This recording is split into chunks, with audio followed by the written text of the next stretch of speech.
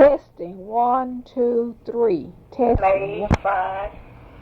And the interviewer is Maud Small, and the interviewer is Mr. Henderson. And what's your first name, Mr. L.C. L.C. Henderson. Okay, so now we'll start. Were you drafted, or did you volunteer? No, I was drafted.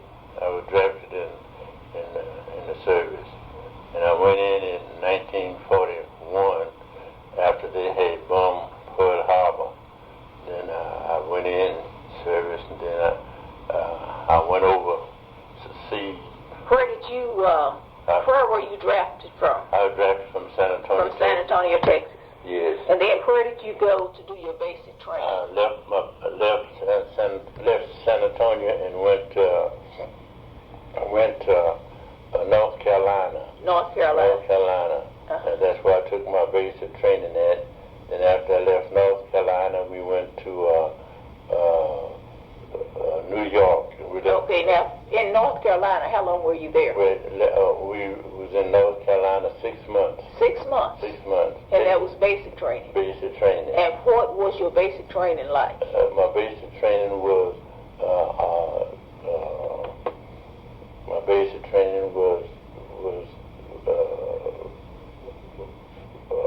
engineer. Engineer. That's what my basic training was, an engineer. Yeah. And then after we left North Carolina, well, then we went to the port of embarkation. The port of embarkation. And where was that? In New York. In New York. In New York, and then we left from there, and then we got on a Stirling Castle ship.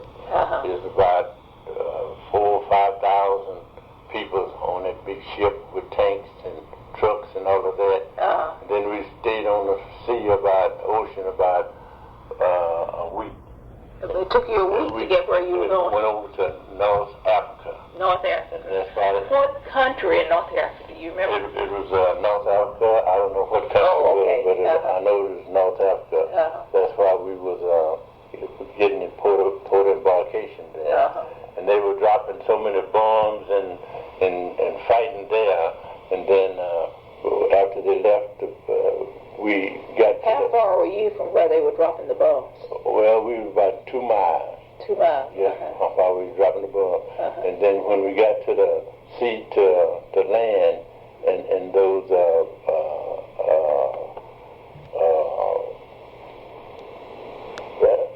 I forget those names. When we get to we had to get about 1.5 miles from the sea before we could go to the sea to get on the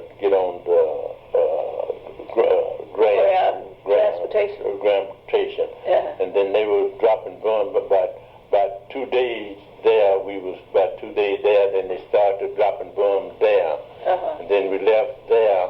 And then after we left there, then we went to Fittenham, Germany. Germany. Then after we left, I think that there was Oran, Africa. Okay. Then we left. Oran, Africa. You know, my cousin was telling me that. Okay. Oran, Africa. And then they were fighting up there about 2 miles from Oran, Africa. And then after we got there, well, then we had to start digging little ditches, little trenches, because they were dropping so many bombs there. So, and I thought I was going to never get back. You were digging the trenches? Trenches to get in there. To get in there? Yes, ma'am. Is that what they refer to as foxholes? That's what they were calling foxholes. Okay, I've heard of that. A lot of them call them trenches. Okay. Trenches. But they little foxholes, and we had these little shovels.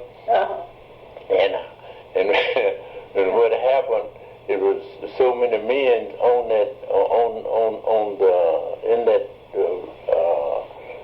unit what we was in, so we had to split up, and then 2 or 3 of us was together, and then after that, then after we got there, then we went to another little place named So all while you were there, all you were doing was trying to survive. Trying to survive and trying to get to the place where we were supposed to go. Oh, okay. And then, because we was engineers, see, of course, when we got to this other place it's called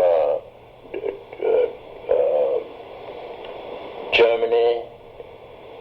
I forget the name of it, but Germany. We was in Germany, and that's how we got together. And all the soldiers there, we had to get in the unit, and get in the unit, and then that's called 384th Engineer. That's the unit I was in. The 384th Engineer. Yeah, after we got over there, and then after we got over there, after we got situated there, and then this commanding officer, I forget his name of the commanding officer, but it was about 301 unit. It's A, B, C, and D unit, and I was in the A unit when we was over there, and then we just stayed there. And then after we got situated there, then all of us got in a different unit, A and B and C unit. And then after we got situated there, then we started going to different places while they was tearing and bumming the bridges. Then we were fixing those bridges. So that's where your engineering came in, fixing the bridges. Fixing the bridges while the soldiers could go across to take food to the while they was fighting at. And then how far were you from where they were fighting? We was about 1.5 miles or maybe 2 miles from where they were fighting at. And then the soldiers, what we was in, we had to take C ration up to the front line. And then now the C ration was the food? Yes, ma'am, in Okay. can. And then after we take C ration up there, and then summertime we had to get in the water because they were bombing them bridges. Faster we fix them up, they would come by there and bomb them. Then we had to go back to our unit and stay there sometime and get in those little old foxholes and stay there maybe about 2 or 3 days. And then after that, then our plane would go over there and make them go back, fight them back, and then we go back and build some more bridges.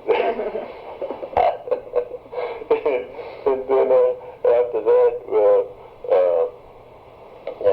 after we left them there, then we went to another place they called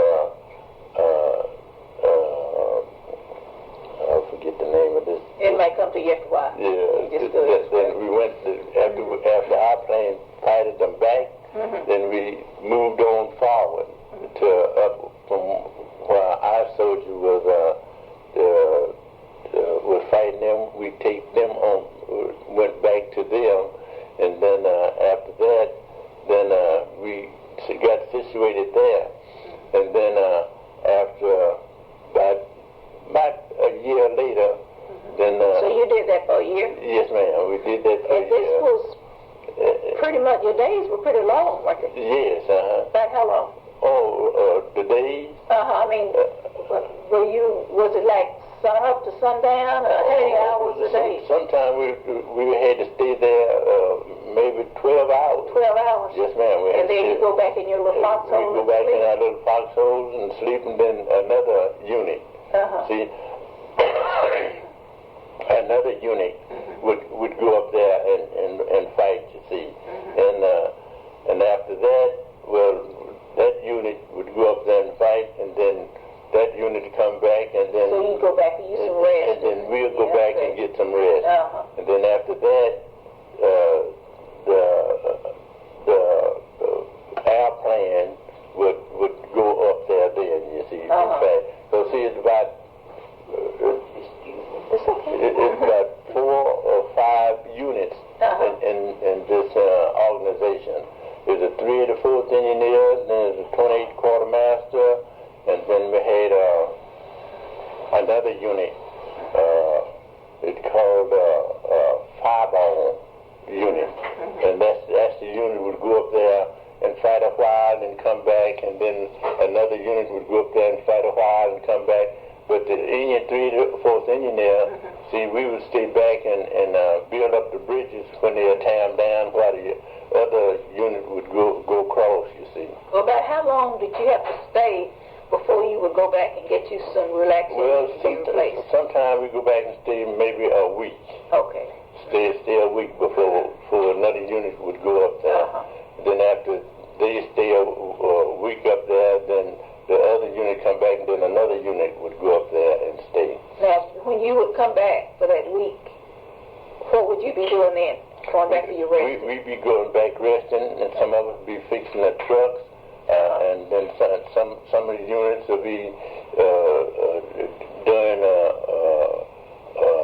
tanks, be fixing the tanks, what they be then halfway blowed up. They'd be there, and then we had to go and get gas for the trucks, because see, I was a truck driver, and then after I stayed over there for a while, then the 28 quartermaster needed some truck drivers, and so I got out of the 28 quartermaster.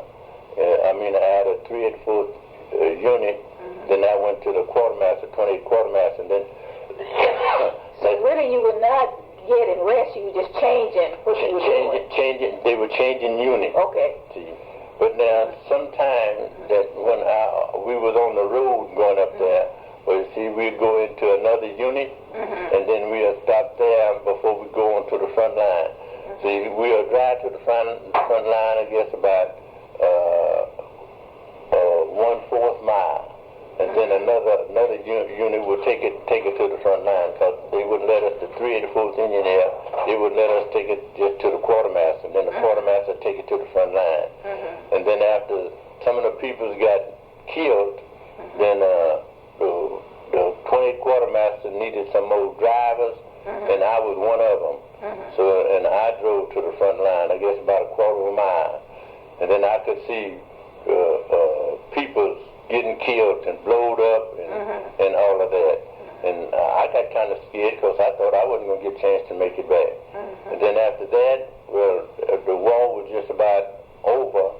Then we came back to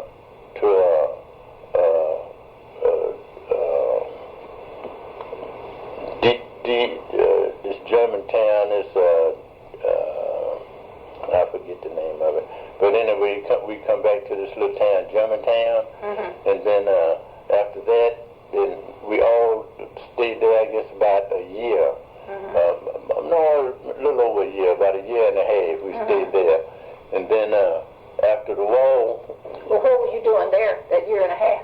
After we was there for a year and a half. Now, why you were there for a year and a half? We was resting up, and some of them was getting ready to come home, and some of them was getting ready to go to different units. They were transferring for different units, and then after that, they were transferred different units, and some of them was coming home, and then some of them was kind of ill, some of them was been shot. Well, see, we had a Red Cross there, you see, in our unit, and they were doctoring on them, and then they would take them to the big hospital in Germany. I forget the name of this hospital, but they were taking them to this hospital there in Germany. And then after they take there to the hospital in Germany, then they would ship them back to the ocean, and then some of them would fly over, and if they were too bad to fly over, then they put them on a ship and bring them over. But mostly, all of them was ill. They would fly them over back to the States. Did you ever get hurt in any kind of way while you were gone?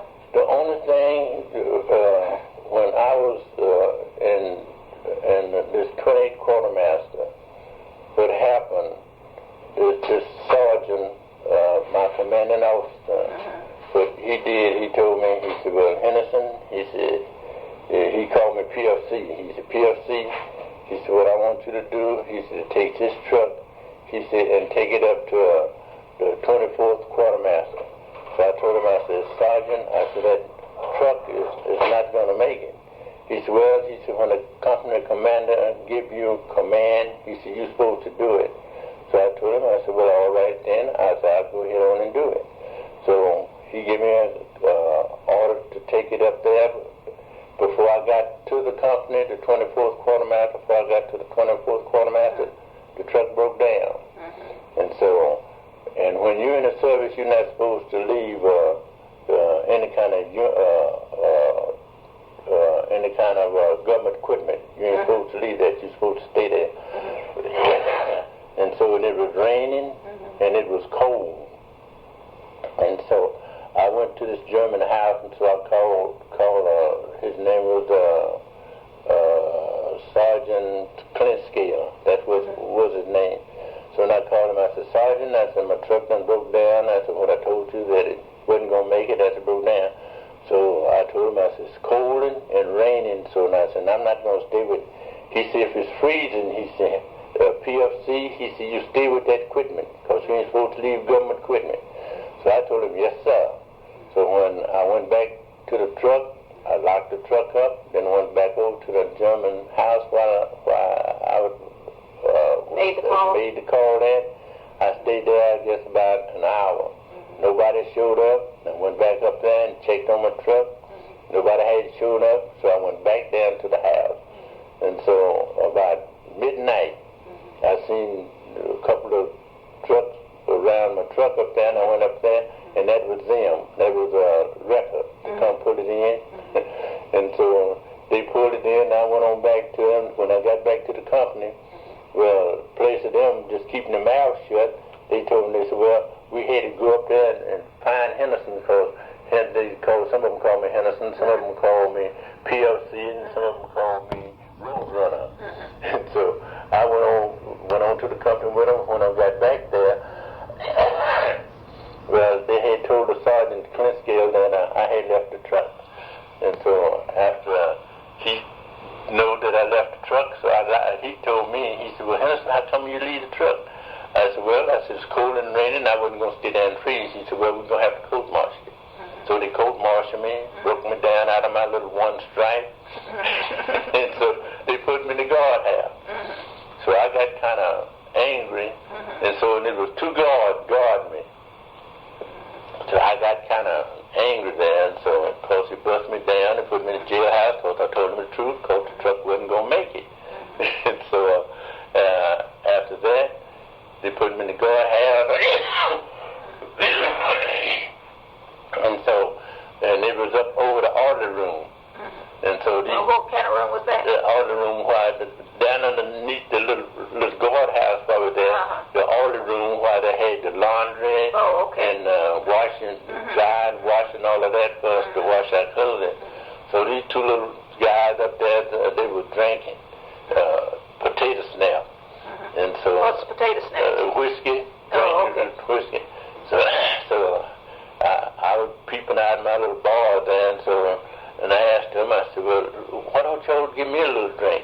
They said, you're a prisoner, we can't give you any. I said, well, nothing but us three up here. I said, y'all can give me a little snip. So when they opened the door, well, I hauled off and hit one of them in the nose, and he fell back, and I grabbed the one where I hit in the nose. I grabbed his rifle, and I pointed at him, so I told him, I said, y'all get in. I said, I'm going to lock y'all up there. Y'all going to be the guard. I said, and y'all going to be the prisoner, and I'm going to be the guard. So I locked both of them up, and I went on down to the order room where Sergeant Clinscale was. And so I said, Sergeant, I said, I told you, I said, you treated me so bad while I was in the order room, while I was in the kitchen. I said, I got driving the truck. I said, I told you the truck wasn't going to make it. I said, you bust me down, now I'm going to kill you. So I hauled off and shot him, and I shot the first sergeant, because he was the master sergeant. Then I shot the lieutenant, and then I killed three of them. Did you really? Yes, ma'am, I killed three and wounded two. And then I got in a 6x6 truck, and I went to this German house where my friend girl was, and so she wasn't there, but her mother and her daddy was there, and they shot me through both shoulders. Who shot you? The sergeant of the guard. Oh, okay. They shot me in my right shoulder. Bullet went under my skin all the way across and come out my left shoulder, right under the skin, an eighth of an inch missing my spinal. And so, I drove to this German house, and my comeback boots were just full of blood. So I told the German man to call the German doctor, because I know that I didn't want the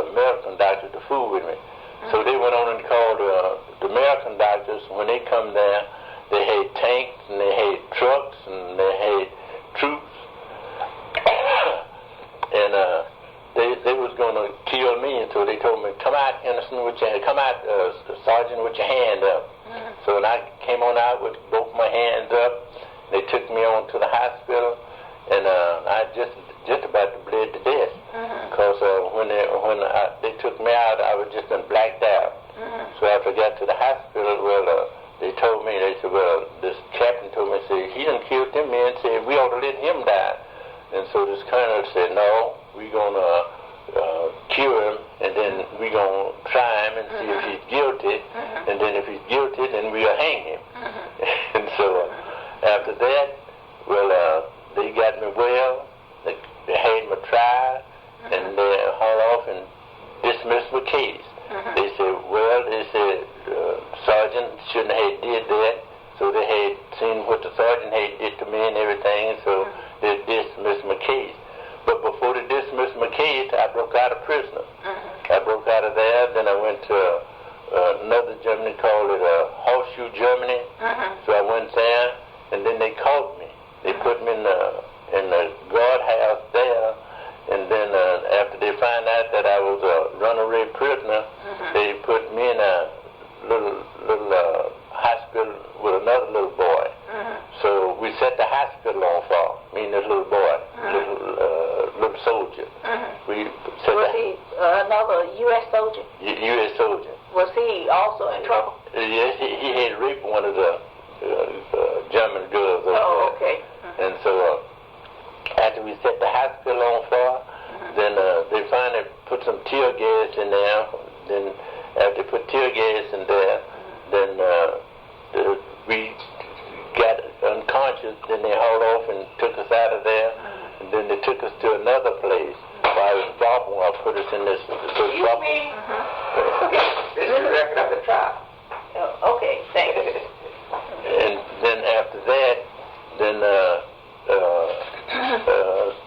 they told us that they were going to put us in cell. So they put us in the cell. I don't know what kind of cell was it, but it was dark. We couldn't see nothing in there. So we stayed there, I guess, about a week, I guess. And after that, they said, well, they took us out of there and they took us to another hospital, a large hospital with nothing but just bars around it. And we stayed in there about 2 or 3 days. And then after we stayed there... And all of this is still in Germany? In Germany. After the war was over? After the war was over. And then they said, well, we're going to send them back to the States.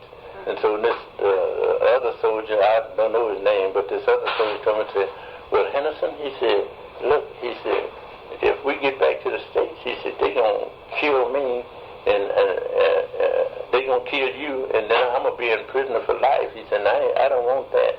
I said, well, I tell you what. I said, after we get back to the States, I said, they're not going to kill us after they get back to the States. I said, we are loose now. I said, if they don't kill us over here, they ain't going to kill us when we get back to the States. I said, because if they get back to the States, I said, they may put us in prison for a while. I said, but we'll be free. He said, no, I'm not going to take that chance. And so he said, well, I'm not going to take that chance. I said, well, I'm going to take it. So both of us went on down to they taking us out of this hospital and took us down to the ship, the hospital ship, because they said we was crazy. So they took us down to this hospital ship, and after we got down there, it was a line of soldiers come back to the States. So they had give us the Red Cross bag, with food and comb and toothpaste in it. So they didn't put us with the rest of the soldiers. They put us with down in a nut house, as they called it. So we come on back to the States, and after we got back to the States, well, he told me before we got on this truck to go to the hospital, he said, I'm going to tell you, he said, I'm going to bust out of this. And I said, well, you can bust out of it if you want to. I said, but I'm not going to bust out of it. I said, I'm going to go on down, I said, like a man, like a soldier should. And so we came back to, well, I got discharged down here at the Veteran Hospital in Waco. In Waco? In Waco. But we got to this, I think it's not Chicago. It's another place in port embarkation where we come in.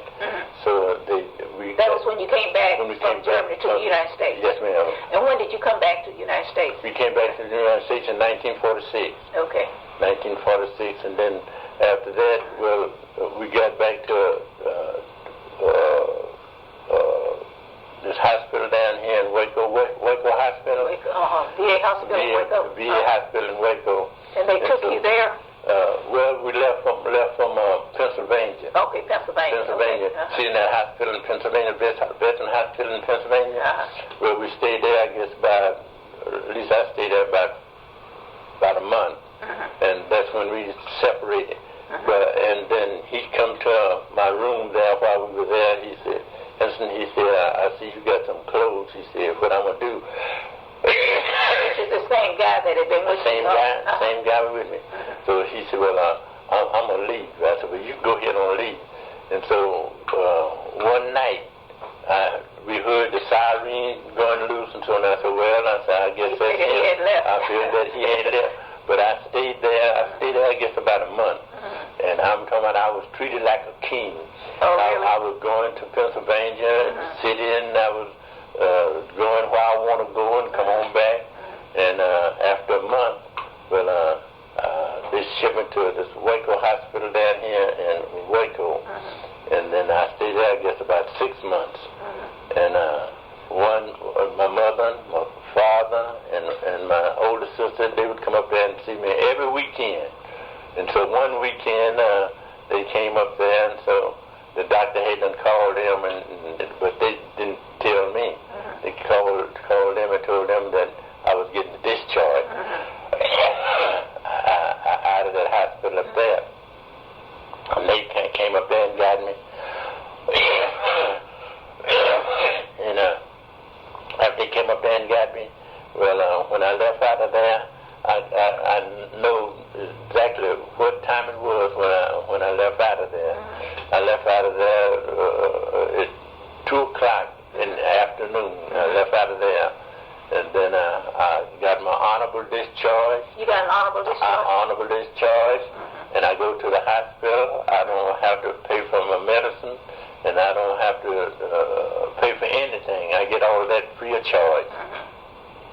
Tell me something about the trial. Oh, the trial? Well, when they had my trial, well, I had a captain. I think it's a captain. Now, where was the trial? Where did it take place? The trial took place in I forget the town, but it took place in Germany. Okay. And I had my defense counsel was a captain, lieutenant, and a major. I think it was. And then my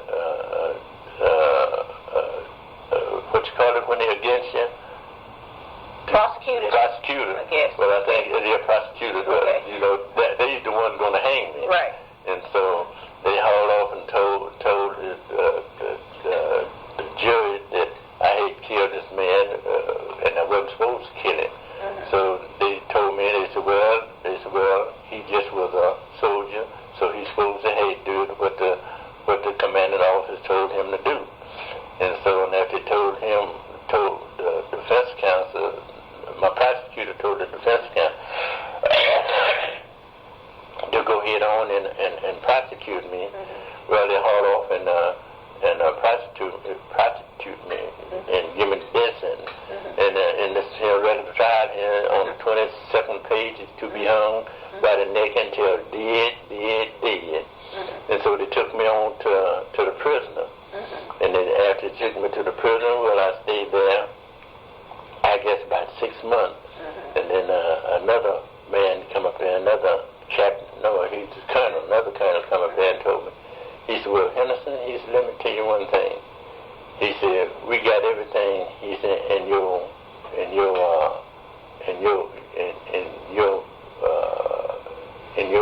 hand. He said, because they ain't gonna kill you. He said, well, this is a wall. He said, and so the defense counsel give you the death penalty, to be hung by his neck until dead. So we ain't gonna worry about that. So he left out, and so they put me in a cell by myself. So when I stayed in the cell just by myself, I guess about a week. Then they put me in a cell with another guy. And so this guy, he was in there for murder. And so he said, look, he said, soldier, he said, I think his name was Jesse. And he said, I told him my name was Henderson. He said, well, Henderson, he said, let me tell you one thing. He said, let's break out of here. I said, man, I said, you can't break out of here. So, and before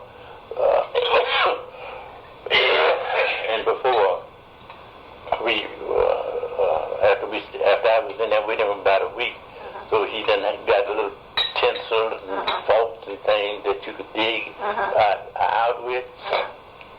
So him and I started digging out of there, and every time, about two hours, an hour and a half, those guards would come around and check, you see. And so one would watch and one would dig, and so we dug, I guess about 3 or 4 days, so we could get out of that. That was 80. Well, now, was this a prison for U.S. soldiers? It was a prison for U.S. soldiers. By the United States? By the United States. Okay. And then after we dug, I guess about a week before we could squeeze out of there.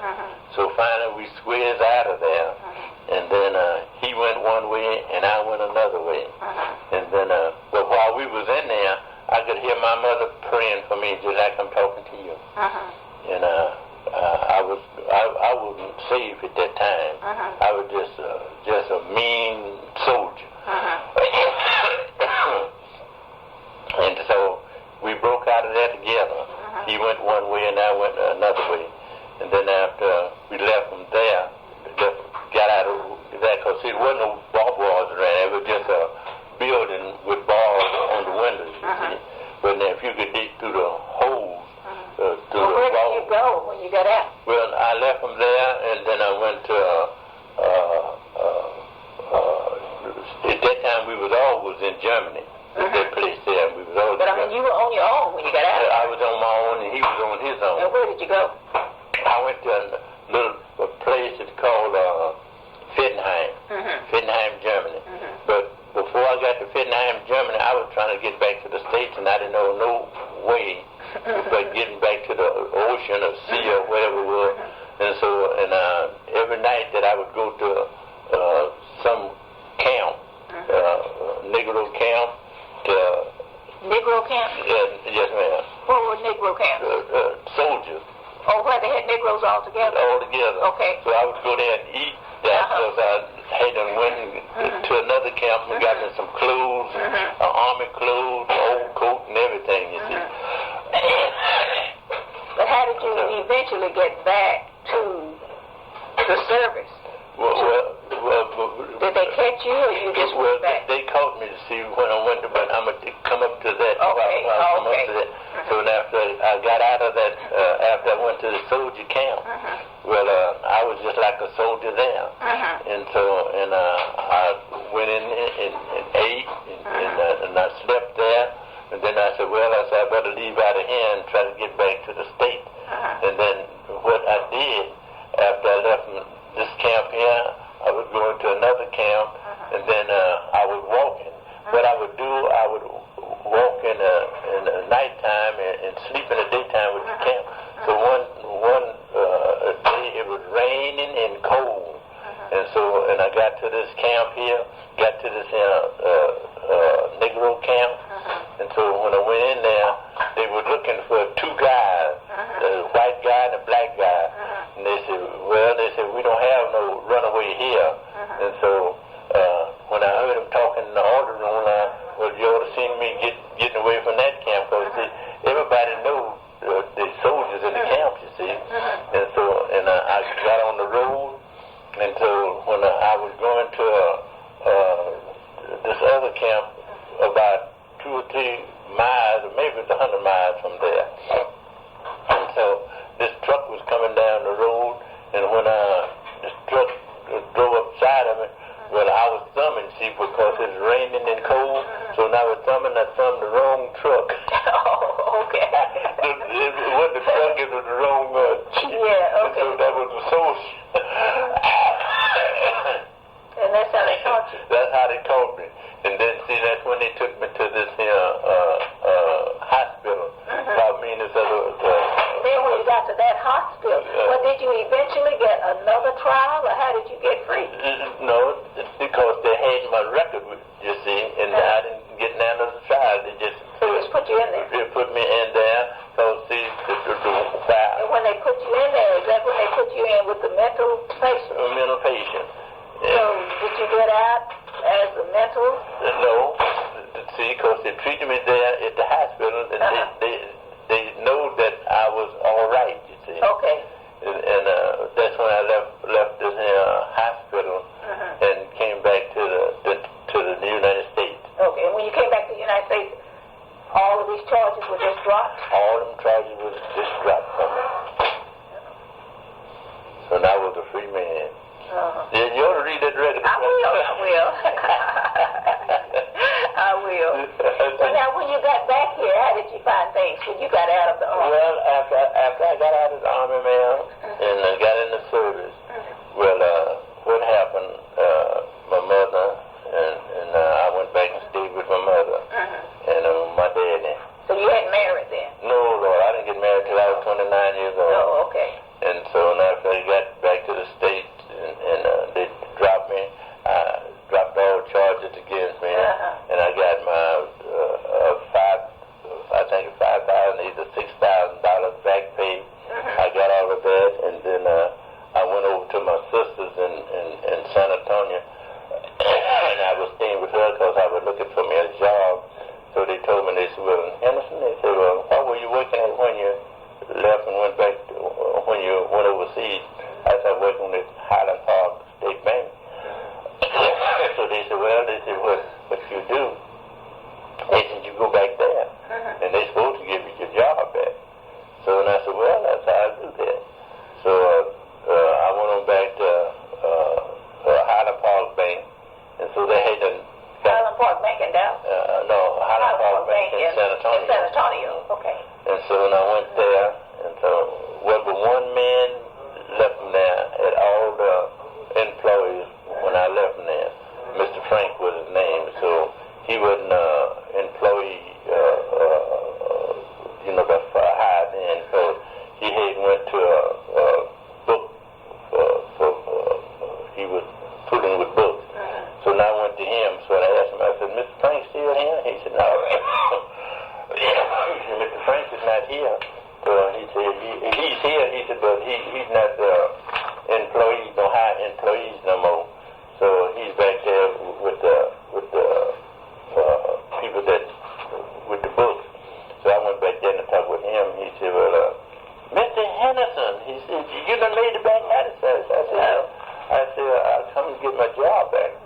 He said, well, you got to go up there to the employee people up there. He said, they may hire you back, he said. So I went up there where the employees was to get hired back. So they said, well, Mr. Henderson, they said, well, we're sorry. He said, we filled up. Said, we can't fire them and put you back in your place. I said, well, that's what they said when I left them there, that they was going to hire me back when I come back. And they said, no, we got all new employees now. So I said, okay.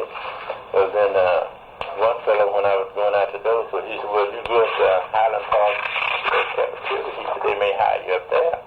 He said, according to what kind of work you can do, I said, I can do anything.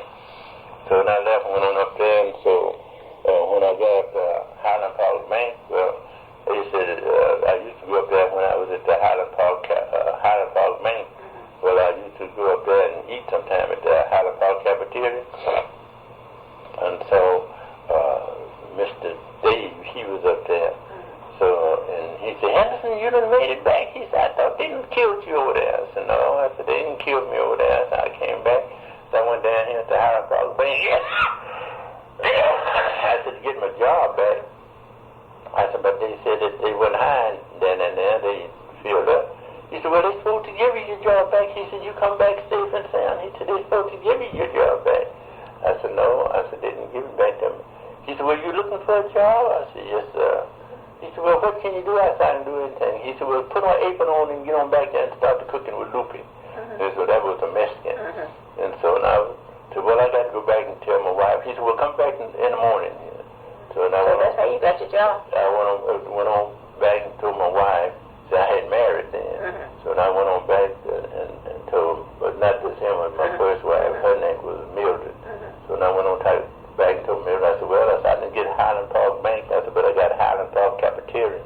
So she said, what you going to do then? I said, well, they told me to come on back and they going to put me to work. I said, so that's what I'm going to do. So I went on back down there the next morning. So they told me, they said, Henderson, they said, what can you do? I said, I can do anything. He said, well, get on there and start the frying. And he said, so I went on in the kitchen, start the frying, bacon and eggs and hash brown and all of that. And Lupe, he would learn me. So after that, I would start cooking full dinners. And so, but did you ever use your GI Bill for anything? Oh, this is GI Bill here. I had a GI Bill in San Antonio, and I had a GI Bill out here in Hutchins. 3 homes? 3 homes. And I still got this out here. Did you ever use it for any training or any schooling? Well, I used my, when I was in San Antonio, I used my GI Bill for mechanic, and I used my GI Bill for upholstery. Upholstery and mechanic, those two that I did. How did you get involved in the American Legion? Well, after I got here, another fella, when I was out there in Hutchins, another fella told me, he said, well, Henderson, he said, have you ever been in the American Legion? I told him, I said, I don't want no part of the United States. That's because they kicked me out of the service. I said, they said, well, they're supposed to kick you out of the service. He said, if you killed all them people. I said, well, I don't want no part with the service. I said, but now, I tell you what, I said, I would like to get in the American Legion. I said, because the American Legion, I said, it's a good organization. He said, well, why don't you join in? So I told him, okay. So I joined out there in Hutchins, the American Legion. And then it was 6:31, the post out there.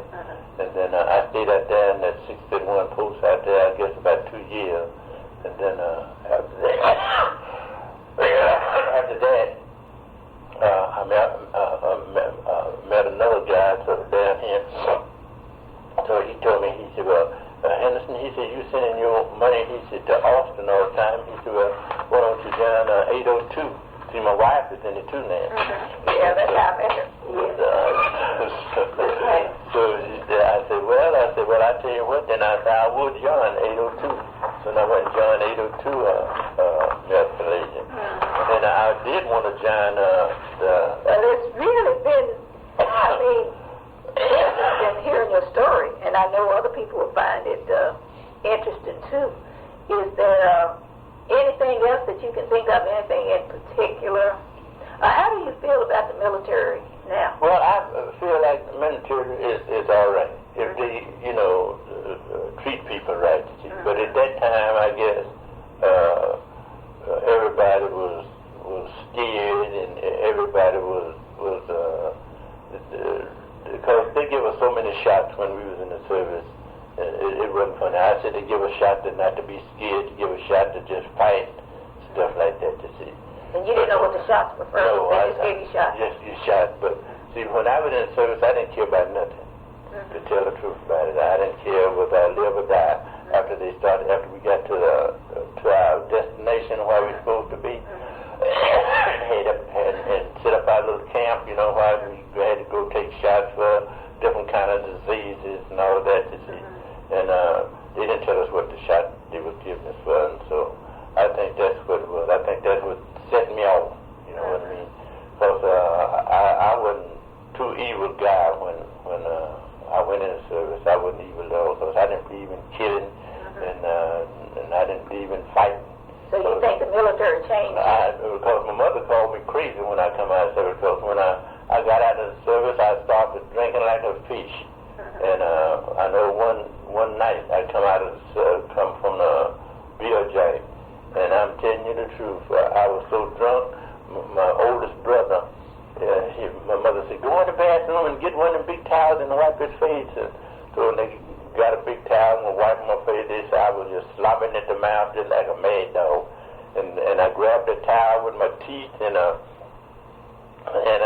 wouldn't let go. Mama said, don't check it. You may jack your teeth out. So they were jacking it until all of a sudden my oldest brother jacked the towel out of my mouth and threw the towel half into it. I wouldn't even let it go there, brother. So they told me, they said, what were you drinking? I told them I was drinking everything. When I got out of service, I'd go to the beer tent. They wouldn't let me buy nothing. They just buy. I'm so glad to see me. They would just let me drink whatever I want to drink. I wouldn't buy nothing. And you weren't drinking before you went in the military? Oh, yeah, I was drinking a little bit, but I wasn't drinking. Nothing like that? Oh, no, ma'am. After I came back out, I was nothing but a fish. I was just drinking everything I could put in my mouth.